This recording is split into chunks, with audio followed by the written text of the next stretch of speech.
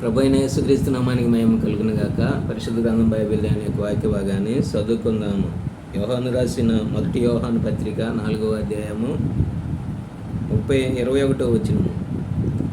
మొదటి యోహాను పత్రిక 4వ అధ్యాయము 21వ వచనాన్ని చదువుతూ ఉన్నాను, గమనించండి.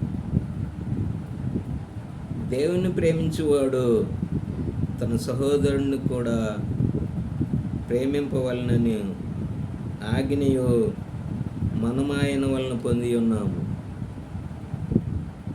ఏంటంటండి, దేవుని ప్రేమించేవాడు కనబడే సహోదరుని కానీ సహోదరుని కానీ ప్రేమింపవలనని ఆజ్ఞ జారీ చేయబడి ఉన్నది.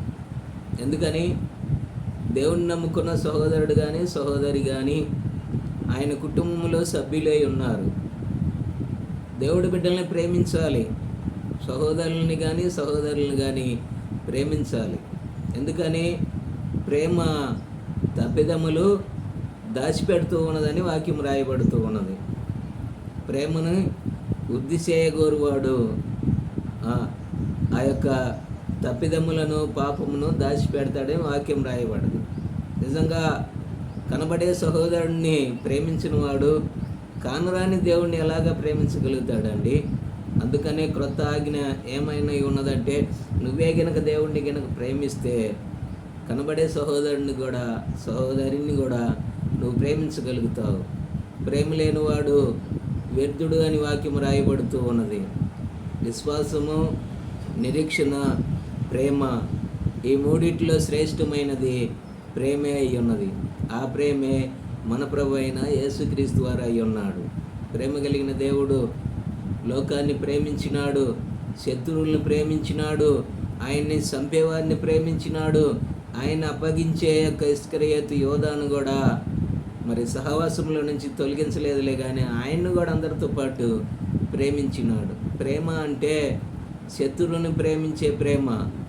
నీకోసము నిన్ను ద్వేషించేవారు, నీ మీద పగ్గా ఉన్నవారు, నీతో విరోధంగా ఉన్న వారిని గురించి కూడా నువ్వు దేవుడు ప్రేమ కలిగి పరిశుద్ధాత్మ కలిగిన వ్యక్తివైతే తప్పనిసరిగా శత్రువుల్ని ప్రేమించే ప్రేమ దేవుడు నీకు దయచేసేవాడుగా ఉన్నాడు. అడగాలి, దయా శత్రువుల్ని నువ్వు ప్రేమించినావు, మరి నీ కుమార్తెని నీ కుమారుని గనక నేనైతే నువ్వు ప్రేమించిన ఆ ప్రేమను నాకు కూడా దయచే ప్రభు, వాళ్ళ గురించి ప్రార్థించే ప్రార్థన ఆత్మను నాకు దయచే ప్రభు అంటే తప్పనిసరిగా ఆయన ప్రేమపూర్వకమైన ఆ ఆత్మను నీకు ఇచ్చినప్పుడు ఎదుటి వారిని, సహోదరులని, నేను ద్వేషించేవారిని, దూషించేవారిని, ఆఖరికి నీ మీద పగబట్టి నిన్ను హతమార్చాలనే వారి గురించి కూడా నువ్వు ప్రార్థన చేస్తావు. ఎందుకో తెలుసా?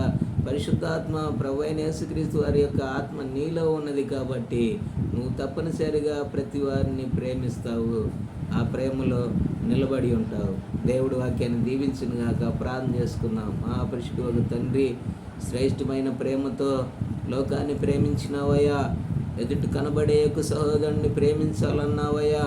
మీరు ప్రభువా ప్రేమయందు నిలిచి ఉన్నారు కాబట్టి, ఆ ప్రేమే నీవై ఉన్నావు కాబట్టి అటువంటి శత్రువును ప్రేమించే ప్రేమను మాకు కూడా దయచేసి అయ్యా మమ్మల్ని మీ వాక్యములో బలపరిచి నిలబెట్టమని యేసు ప్రభు నామములో ప్రార్థించి అడిగి వేడుకొనుచున్నాం మా తండ్రి, ఆమేన్.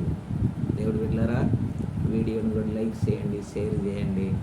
మీరు కూడా సబ్స్క్రైబర్లుగా మార్చబడండి. ప్రార్థన అవసరాతులు ఇదిగో ఈ యొక్క మరి పట్రాయక పాస్టర్ గారు ఫోన్ నెంబర్కి ఫోన్ చేయండి. Phone number 98 85 72 1015. ఇలాగా ఈ నెంబర్కి కాల్ చేస్తే మీ సమస్యలు ఏదైనా కూడా ప్రార్థన చేస్తాను. ఆ ప్రార్థన దేవుడు ఆ ప్రార్థనకి ప్రతిఫలము ఆయన దయచేసేవాడుగా ఉన్నాడు. నమ్మండి, విశ్వాసంతో దేవుళ్ళ ముందుకి కొనసాగండి. ఆమేన్.